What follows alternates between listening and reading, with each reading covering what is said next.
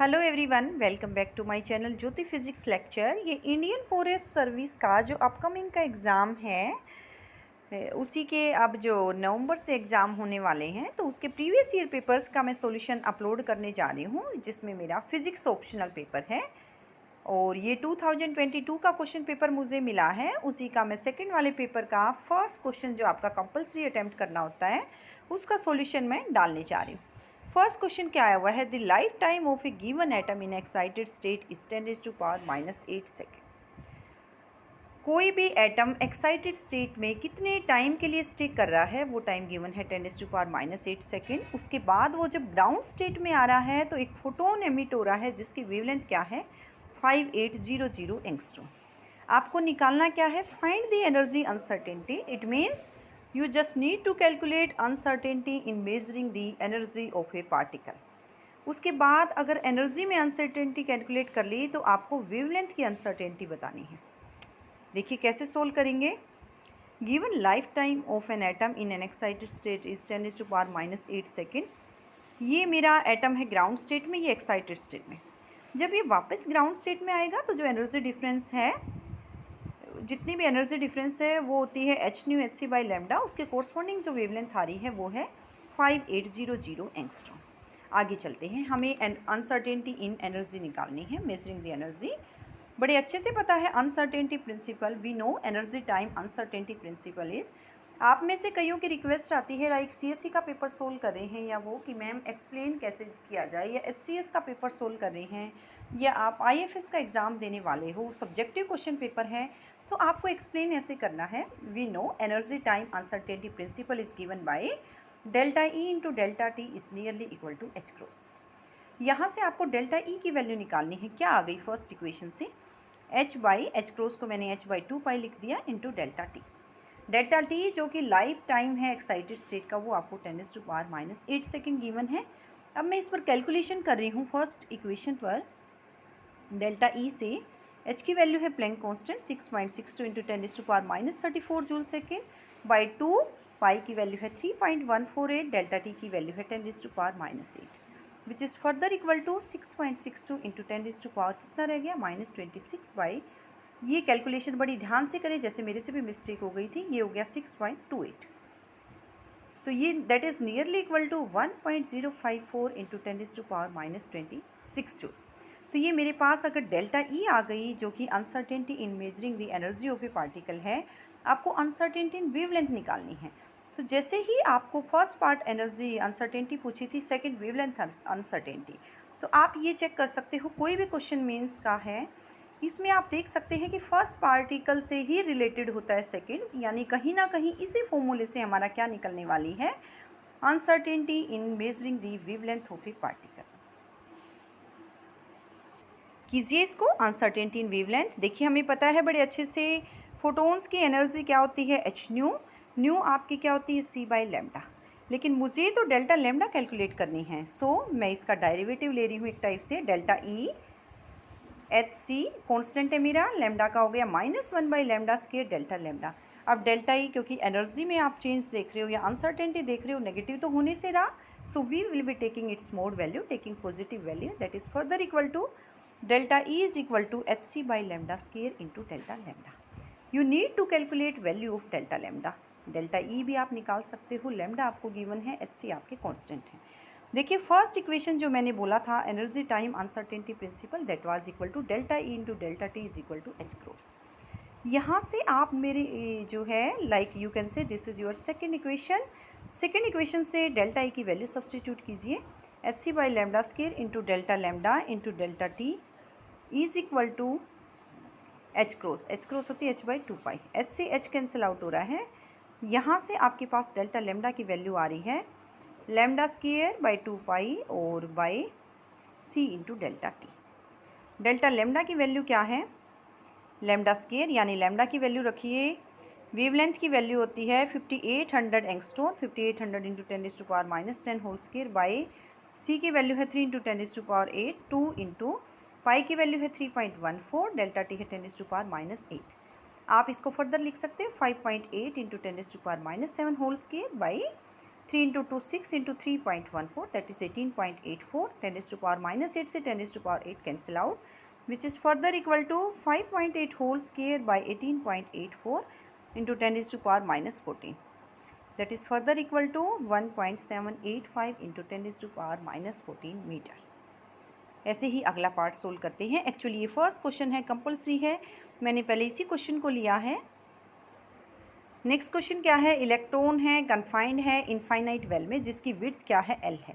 देखिए हम यहाँ पे कंडीशन लगा देते हैं कि मेरा पार्टिकल इसी रेंज में मिलेगा 0 से एल में. इसकी लेंथ क्या हो गई? L, that is given as 100 picometre. Picometre को आप एंगस्ट्रॉन में चेंज कीजिए या मीटर में चेंज कीजिए, 10⁻12 मीटर, और that is equal to 10⁻10 metre. अब आपको निकालनी क्या है? Energy of first 4 energy levels. इसमें n इक्वल टू 0 नहीं होता है, ये मैंने जो है डेरिवेशन में डाला हुआ है. किसी को इसकी जो है थ्योरी चेक करनी है तो, और ये मेरे मिल जाएगा BSc final year quantum mechanics की है, जो है ओनर्स में भी मैं पढ़ाती हूँ, तो ओनर्स में भी मैंने इसका डेरिवेशन डाला हुआ है. बीएस ओनर्स क्वांटम मैकेनिक्स से प्लेलिस्ट में मिल जाएगा. तो वहाँ मैंने बताया है कि n इक्वल टू 0 पॉसिबल नहीं है. एनर्जी ऑफ nth लेवल होती है मेरी n square pi square h cross square by 2ml square, जिसको मैंने फर्स्ट इक्वेशन से दिखाया है. अब मुझसे पूछा है energy of first 4 energy levels. n minimum आपका 1 से स्टार्ट हो रहा है, that is ground state energy. n1 substitute कीजिए, pi square h cross square by 2ml square. देखिए ये फॉर्मूला मैं आपको बताती आई हूँ. बीएससी के बेस पे कोई भी एग्ज़ाम है, एमएससी के बेस पे एग्ज़ाम है, कोई भी एग्ज़ाम में आप बैठोगे, 1 डायमेंशनल पोटेंशियल वेल से क्वेश्चन 1 से 200% आने हैं, तो आप इस फॉर्मूले को याद रखिए, इसमें कोई मिस्टेक नहीं होनी चाहिए. तो n इक्वल टू 1 रखिए यहाँ पे फर्स्ट इक्वेशन में, that is equal to pi square h cross square by 2ml square. पाई की वैल्यू है 3.14 होल स्क्वायर. h क्रॉस जब मैंने इसको लिखा हुआ है h/2 पाई, और इसकी आप सोल्व करके चेक करोगे तो डायरेक्ट वैल्यू रख सकते हो. 1.054 into 10⁻34 whole square by 2 into m है mass of electron, 9.1 into 10⁻31. l की वैल्यू है 10⁻10 whole square, which is further equal to 60.18 into 10⁻19 joule. देखिए इसकी एनर्जी वैसे तो आप जूल में भी छोड़ सकते हो, लेकिन कोशिश कीजिए आप इस एनर्जी को इलेक्ट्रॉन वोल्ट में कन्वर्ट करके छोड़िए, क्योंकि आपने कहीं भी देखा होगा, किसी भी बुक में देखा होगा, एनर्जी को इलेक्ट्रॉन वोल्ट में छोड़ते हैं. तो 1 इलेक्ट्रॉन वोल्ट क्या होता है, आप कैसे कन्वर्ट करोगे जूल में? 1 electron volt is equal to 1.6 into 10⁻19 joule.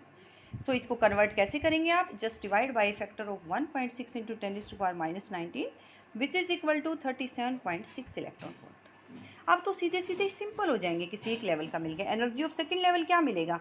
n square pi square h cross square by 2ml square था. n को नेक्स्ट स्टेट हो जाएगा n इक्वल टू 2 के लिए, यानी 2 square pi square h cross square by 2ml square. और ये value मेरे पास क्या आ रही है? That is 37.6 electron volt, which is further equal to 150.4 electron volt. Next energy level देखिए, energy of third level, n square pi square h cross square by 2ml square. n अब क्या हो गया? Third energy level. इसको आप second excited state भी बोलते हैं. 3 square pi square h cross square by 2ml square. 9 into this, ये वैल्यू ऑलरेडी कैलकुलेट कर चुके, 37.6 which is further equal to 338.4 electron volt. Now next one, energy of fourth level. Fourth में n equal to आपका 4 हो जाएगा. This is your third excited state. अगर आपसे पूछा जाता ग्राउंड स्टेट की एनर्जी बताइए, फर्स्ट एक्साइटेड स्टेट की, सेकंड की, थर्ड की, तो भी थर्ड एक्साइटेड स्टेट के लिए आपका क्या आना था? n equal to 4. तो 16 इंटू ये वैल्यू ऑलरेडी है आपके पास 37.6 इलेक्ट्रॉन वोल्ट. लेकिन आप एक्सप्लेन अच्छे से कीजिए. मैंने कोशिश की है कि आपको आइडिया मिले कि आप क्वेश्चन को सोल्व करके ऐसे ही सोल्व करके आएँ, इसी तरीके से. 16 into 37.6 electron volt, which is further equal to 601.6 electron volt. This is your fifth equation. इसी में सेकेंड पार्ट दे दिया है, कुछ ऐसा ही रिलेटेड है. इसमें आपसे पूछा है लाइक मुझे कितनी एनर्जी सप्लाई करनी पड़ेगी जब मेरा n इक्वल टू 12 से n इक्वल टू 25 में इलेक्ट्रॉन को ट्रांसफ़र करना हो. तो आप एनर्जी लेवल डायग्राम बनाएंगे, आप बताएंगे कि ये मेरा n इक्वल टू 12 स्टेट है, n इक्वल टू 25, ये डेल्टा E मुझे चाहिए. Energy difference between these two states आप लिखेंगे. Delta E is equal to energy required to raise an electron from n equal to 12 to n equal to 25 state. En क्या हो गया? n square pi square h cross square by 2m square. Delta E आ गया n2 square pi square h cross square by 2m square minus n1 square pi square h cross square by 2m square. तो ये आपको direct नहीं लिखनी, आपको explain करना है एक एक चीज़ का एक एक क्वेश्चन के मार्क्स हैं, सब्जेक्टिव है ये, आपका ऑब्जेक्टिव नहीं है। तो N2 क्या है 25, N1 है 12 स्क्वायर इंटू 37.6 इलेक्ट्रॉन वोल्ट। ये वैल्यू मेरे पास लास्ट वाले पार्ट से आई है, इसको मैंने ऑलरेडी कैलकुलेट किया हुआ है, सेकेंड इक्वेशन दिया था।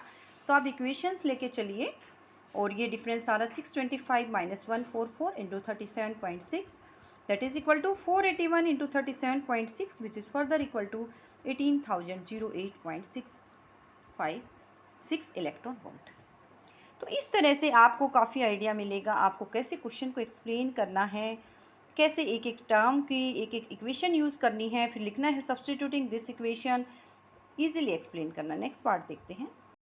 हाँ, मैं इस चीज़ को एक्सप्लेन कर रही हूँ, आप मुझे कमेंट सेक्शन में बता सकते हैं कोई क्वेरीज़ है। स्टिल वैसे मैंने अपनी तरफ से बेस्ट एक्सप्लेन किया है और आपके लिए यूज़फुल रहेगा, तो आप कमेंट सेक्शन में मुझे बता सकते हैं कि आपके लिए कितना यूज़फुल है। सी पार्ट आया था, कुछ ऐसा ही था, लेकिन अब की बार मुझे क्यूबिक बॉक्स दे दिया है और 3 डायमेंशनल।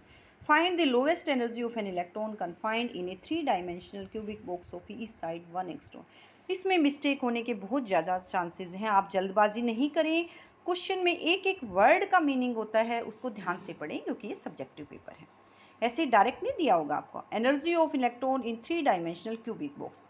क्यूबिक का मतलब है कि आपके पास जो साइड्स हैं A equal to B equal to C। अब एनर्जी क्या होनी चाहिए, NX square pi square H cross square by 2m square plus NY square pi square H cross square by 2m square plus NZ square pi square H cross square by 2m square. मैंने तीनों का सम कर लिया है। अब मुझे lowest energy निकालनी है। लोएस्ट एनर्जी के लिए हमारे पास कौन से क्वांटम नंबर्स होंगे, मिनिमम एनर्जी यानी ground state energy n equal to 111। Minimum n कहाँ से स्टार्ट होता है, 1 डायमेंशनल बॉक्स में या 2 डायमेंशनल 3 में 1 से स्टार्ट होगा। तो आप इसके लिए आपको ये भी क्वेश्चंस पूछे जा सकते हैं कि नेक्स्ट एक्साइटेड स्टेट की एनर्जी बताइए, तो उसके लिए आपका हो जाता 211 121 112। इस तरह से भी उसको सोल्व कर सकते हैं। देखिए 1 स्क्वायर आप रखिए यहाँ पे, that is equal to 3 into pi square H cross square by 2m square.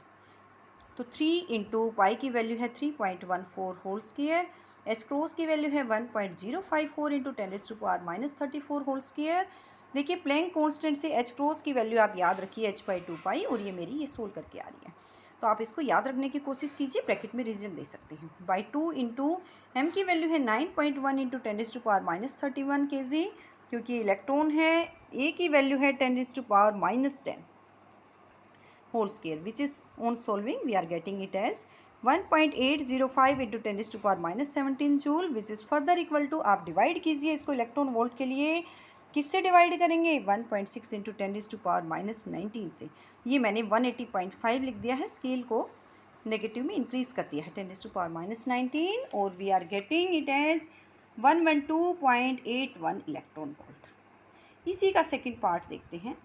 देखिए ये क्वेश्चन एक्चुअली तो स्टेटमेंट नहीं है इसकी कंप्लीट, लेकिन फर्स्ट पार्ट में मैंने लोएस्ट, ये क्वेश्चन क्या था, वो टेम्परेचर निकालना है जिस पर आपकी मॉलिक्यूल की एवरेज एनर्जी किसके इक्वल होगी, लोएस्ट एनर्जी ऑफ इलेक्ट्रॉन। यहाँ पे क्वेश्चन इनकम्प्लीट है, क्यों है, क्योंकि मेंशन करना चाहिए था इन 3 डायमेंशनल बॉक्स 1 डायमेंशनल, लेकिन ऑलरेडी फर्स्ट पार्ट में 3 डायमेंशनल बॉक्स मेंशन किया है, तो उसी से मैंने सोल्व किया है। इसमें बिल्कुल भी कन्फ्यूजन नहीं रखना है कि आपको हाइड्रोजन एटम का कर दो सोल या कुछ और कर दो, जो ऑलरेडी फर्स्ट पार्ट में है उसी से लिंक होते हैं क्वेश्चंस, आपने देखे होंगे। तो lowest energy of electron 3 pi square H cross square by 2m square, यही है। अभी मैंने कैलकुलेट की थी 112.81 इलेक्ट्रॉन वोल्ट। जब इसको जूल में किया था मैंने ऑलरेडी सोल्व भी किया हुआ है, that is equal to 1.805 into 10⁻17 joule. तो आप वर्ड्स में ऐसे ही लिख देंगे, we know lowest energy of electron is equal to, also we know average energy of molecule is given by 3/2 kT। 3 dimension में टोटल एनर्जी क्या हो गई, half kT into 3/2 kT।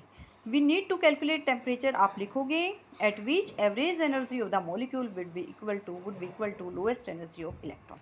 3/2 kT को किससे कंपेयर करोगे, 1.805 इंटू 10⁻17।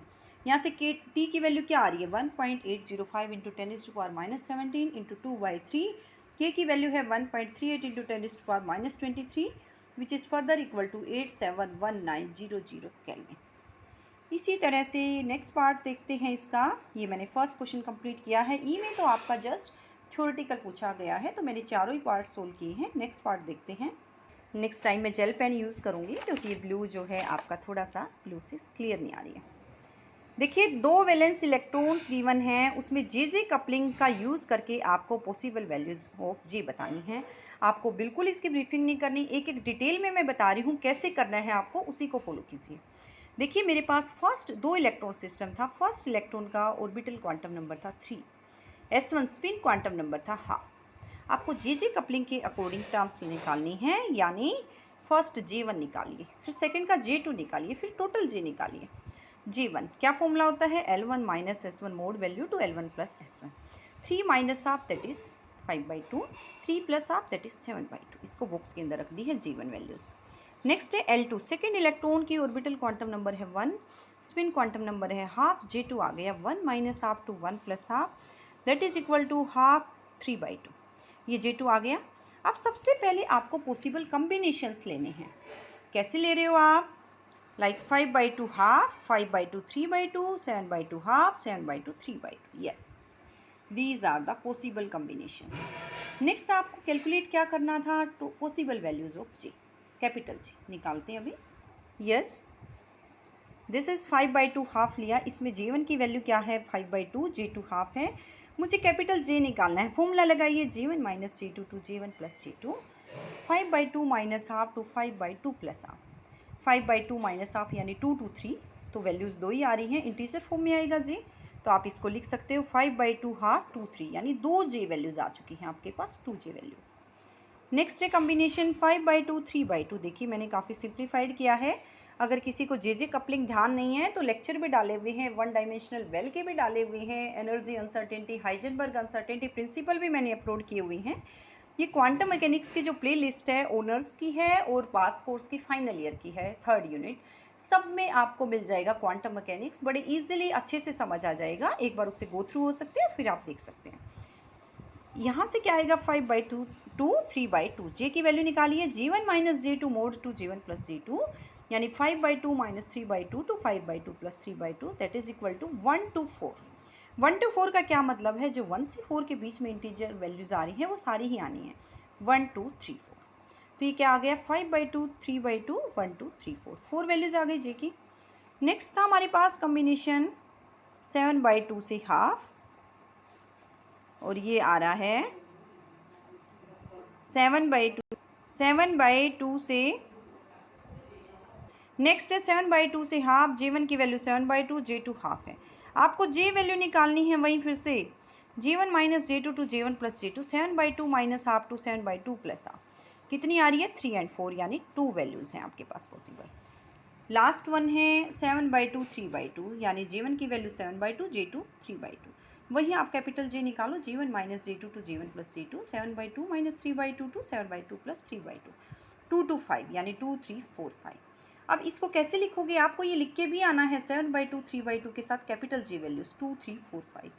तो 4 टर्म्स मेरी यहाँ से आ रही हैं, 2 टर्म्स मेरी यहाँ से आ रही हैं, 4 यहाँ से, 2 यहाँ से। आप एंड में लिख भी सकते हो टोटल टर्म्स या total values of J are 12। इस तरह से क्वेश्चन को कंप्लीट करना है। तो मैंने अपनी तरफ से ट्राई किया है एक एक चीज़ को एक्सप्लेन करने की, आपको एग्ज़ाम में कैसे लिख के आना है, तो इस तरह से आप कर सकते हो। फिर भी किसी की क्वेरीज़ हैं तो आप मुझे कमेंट सेक्शन में डालिए। Thank you all.